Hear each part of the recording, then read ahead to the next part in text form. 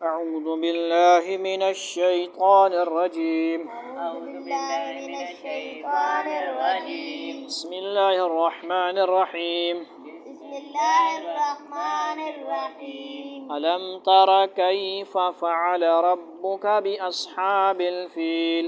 ألم تر كيف فعل ربك بأصحاب الفيل؟ ألم يجعل كيدهم في تضليل؟ ألم يجعل كيدهم في تضليل؟ وأرسل عليهم طيرا أبابيل وأرسل عليهم طيرا أبابيل ترميهم بحجارة من سجيل ترميهم بحجارة من سجيل فجعلهم كعصف مأكول. فجعلهم كعصف مأكول. مأكول. صدق اللہ العظیم. بلکہ یہ دونوں صورتیں اکٹھی پڑھنی چاہیے، ویسے بھی ان کا آپس میں بڑا لنک ہے.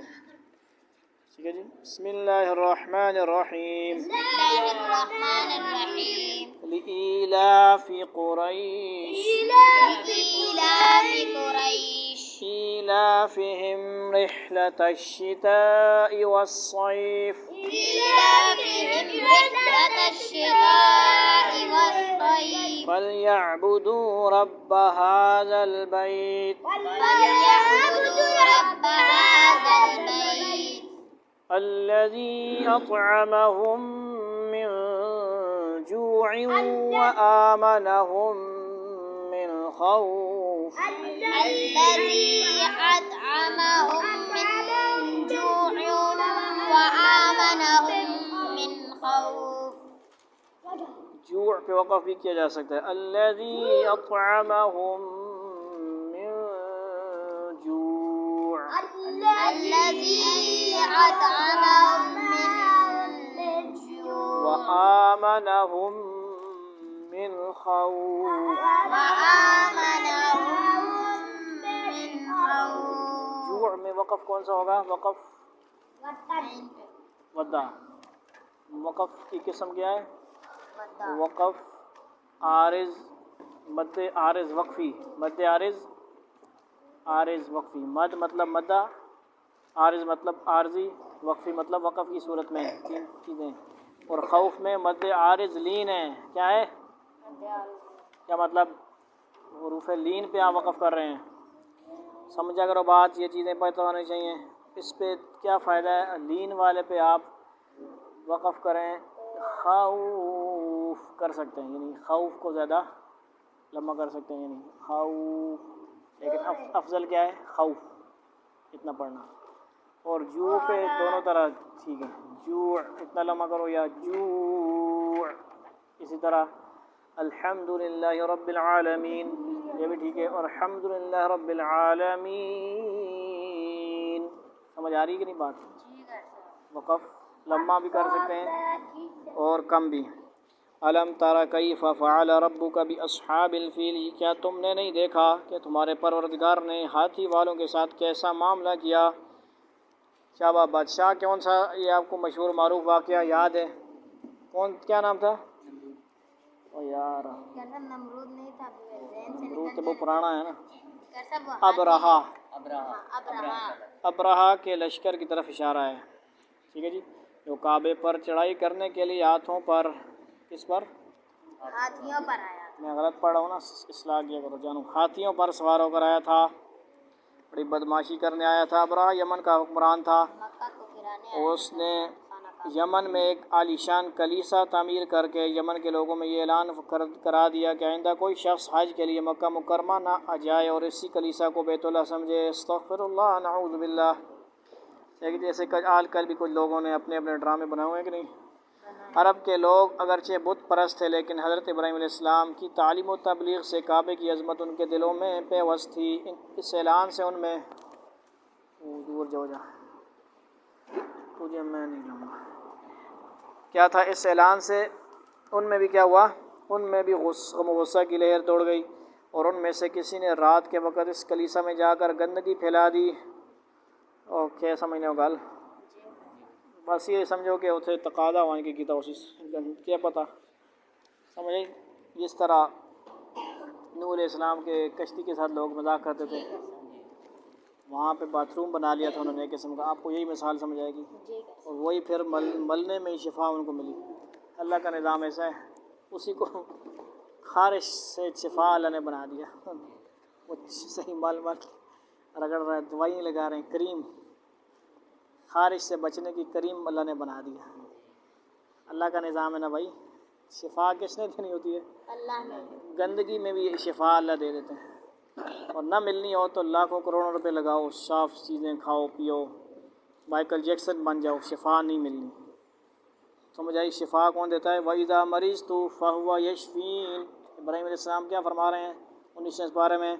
اور جب میں بیمار ہوتا ہوں تو کون شفا دیتا ہے؟ اللہ. اللہ ہی. کون؟ اللہ ہی.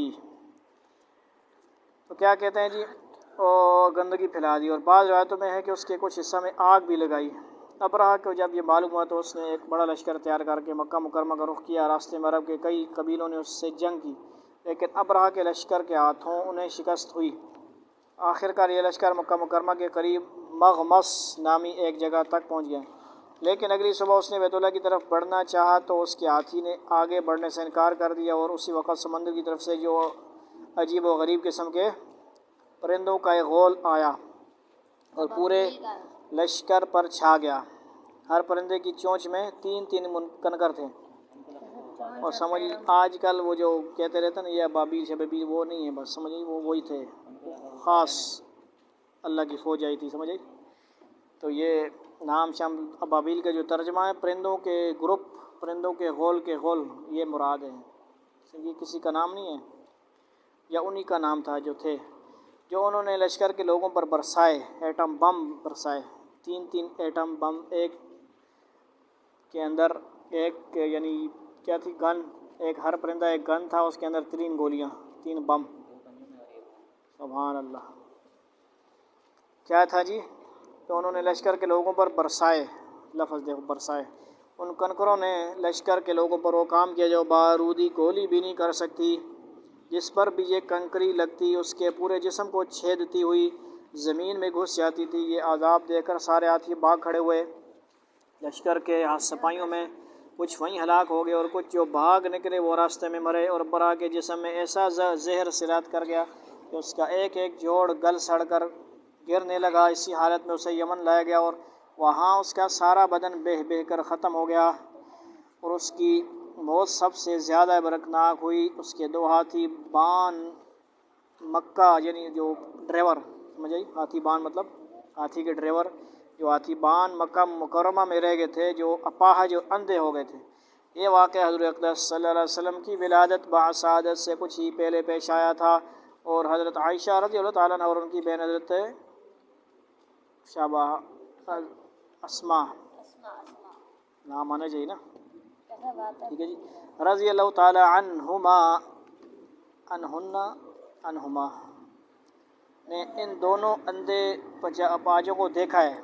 یعنی اما عائشہ نے بھی اور ان کی بہن جو ہے اسما رضی اللہ نے بھی. تفصیلی واقعات کے لیے مراجعہ و معارف القرآن. اس صورت میں اس واقعے کا تذکرہ فرما کر آن حضرت صلی اللہ علیہ وسلم کو تسلی دی گئی ہے کہ اللہ تعالیٰ کی قدرت بہت بڑی ہے. اس لیے جو لوگ آپ کی دشمنی پر کمر باندھے ہوئے تھے، آخر میں وہ بھی اصحاب الفیل کی طرح منہ کی کھائیں گے. سمجھ گئے ہو کہ نہیں گل؟ الم یجعل کیدہم فی تضلیل. کیا اس نے ان لوگوں کی ساری چالیں بیکار نہیں کر دی تھیں؟ اللہ فرما رہے ہیں بالکل. وَأَرْسَلَ عَلَيْهِمْ طَيْرًا أَبَابِيلَ. اور ان پر غول کے غول پرندے چھوڑ دیے تھے. پرندوں کی فورس، پرندوں کی فورس، سمجھ آئی؟ ویری گڈ، ایئر فورس بالکل. ترمیہم بحجارۃ من سجیل. جو ان کی پکی مٹی کے، جو ان پر پکی مٹی کے پتھر پھینک رہے تھے. سبحان اللہ. کیا پتھر تھے؟ پکی مٹی. پتھر تو تھے، لیکن اللہ کی قدرت سے وہ کیسے بنے؟ اللہ، ایٹم بم سے بھی خطرناک. فجعلہم کعصف مأکول. اور سمجھ آئی نہیں؟ ایٹم بم تو اللہ نے ایجاد فرما دیا بھائی، آپ سزم کے پہلے ہی. سمجھ آئی نہیں؟ یہ کہتے ہیں ہم نے کیا، ہم نے کیا. جہاز تو اللہ نے پہلے ہی دکھا دیے تھے کہ نہیں، بغیر انجن کے ہیں؟ سلمان علیہ السلام کا لشکر 70,000، آج کل میرے خیال کتنے بیٹھ جاتے ہیں؟ 3,000 300 میرے خیال زیادہ 300 کے 400۔ 70,000 والی بات قیامت تک میرے خیال سے اتنا بڑا جہاز بنا لیں گے یہ سائنس کو اللہ تعالیٰ نے کیسا فیل کیا ہوا ہے، اتنا بڑا بناؤ۔ اب جو یہ گاڑیاں بھی بنائیں گے اڑنے والی، یہ بھی بنائیں گے، وہ 70,000 والی بناؤ بھائی، جہاز بناؤ، کوئی بنا لو گے تو کیا ہو جائے گا، آخر ختم ہی ہونا ہے نا، سارے کے سارے خزانے آ جائیں گے، بناؤ یا نہ بناؤ۔ کیا خیال ہے، طاقت کون دے رہا ہے بنانے کی؟ اللہ اسباب دیں گے نا، سمجھے، دیتے ہیں، اسی نے دیے ہیں، اس کے اسباب سے بنا رہے ہو، اپنی نہ کرو گے یہ ہو گیا وہ ہو گیا، میں نے کیا۔ فجعلہم کعصف مأکول، چنانچہ انہیں ایسا کر ڈالا جیسا کھایا ہوا بھوسا ہوتا ہے، جس طرح اس طرح ان کی حالت ہو گئی تھی، ہر بندہ ایسا نظر آتا۔ اللہ لإیلاف قریش، چونکہ قریش کے لوگ عادی ہیں، ایلافہم رحلۃ الشتاء والصیف، یعنی وہ سردی اور گرمی کے موسموں میں یمن اور شام کے سفر کرنے کے عادی ہیں۔ اس صورت کا پس منظر یہ ہے کہ جاہلیت کے زمانے میں حضور اکرم صلی اللہ علیہ وسلم کی تشریف آوری سے پہلے عرب میں قتل و غارت گری کا بازار گرم تھا، کوئی شخص آزادی اور امن کے ساتھ سفر نہیں کر سکتا تھا، کیونکہ راستے میں چور، ڈاکو اور یا اس کے دشمن قبیلے کے لوگ اسے مارنے اور لوٹنے کے در پہ تیار رہتے تھے۔ لیکن قریش کا قبیلہ چونکہ بیت اللہ کے پاس رہتا تھا، اسی قبیلے کے لوگ بیت اللہ کی طرف خدمت کرتے تھے، اس لیے سارے عرب کے لوگ ان کی عزت کرتے تھے، اور جب وہ سفر کرتے تو کوئی انہیں لوٹتا نہیں تھا۔ اس وجہ سے قریش کے لوگوں کا یہ معمول تھا کہ وہ اپنی تجارت کی خاطر سردیوں میں یمن کا سفر کرتے تھے اور گرمیوں میں شام جایا کرتے تھے، اسی تجارت سے ان کا روزگار وابستہ تھا، بزنس، تجارت۔ اور اگرچہ مکہ مکرمہ میں نہ کھیت تھے نہ باغ، لیکن انہی سفروں کی وجہ سے وہ خوشحال زندگی گزارتے تھے، یعنی ادھر کا ادھر، ادھر کا ادھر مال۔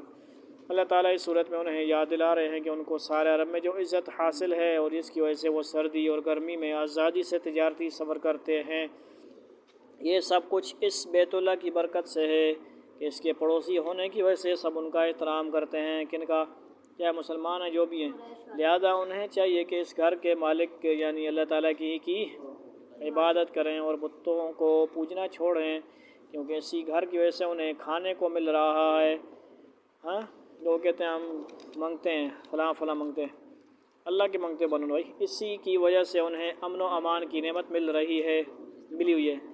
اس میں یہ سبق دیا گیا ہے کہ جس کسی شخص کو کسی دینی خصوصیت کی وجہ سے دنیا میں کوئی نعمت میسر ہو، اسے دوسروں سے زیادہ اللہ تعالیٰ کی عبادت اور اطاعت کرنی چاہیے۔ اس لیے یہ صورت اس کے ساتھ کیوں ہے، یہ اس واقعے کی طرف بھی اشارہ ہے۔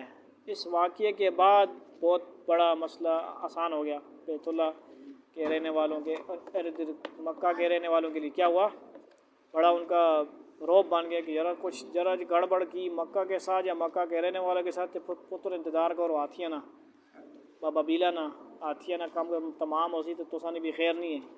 وہ واقعہ ان کے ذہن میں بیٹھ گیا، اس کے بعد کسی کی ہمت انشاءاللہ قیامت تک نہیں ہوگی، جو کرے گا کچھ نہ کچھ اس کے ساتھ بڑی سخت سزا ہے۔ فَلْيَعْبُدُوا رَبَّ هَٰذَا الْبَيْتِ، اس لیے انہیں چاہیے کہ وہ اس گھر کے مالک کی کیا کریں، عبادت کریں۔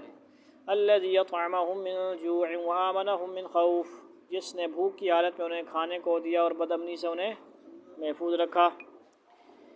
یہ تھی دو صورتیں، ترى کیفہ اور لإیلاف قریش۔ اللہ تعالیٰ عمل کی توفیق عطا فرمائے۔ والسلام علیکم ورحمۃ اللہ۔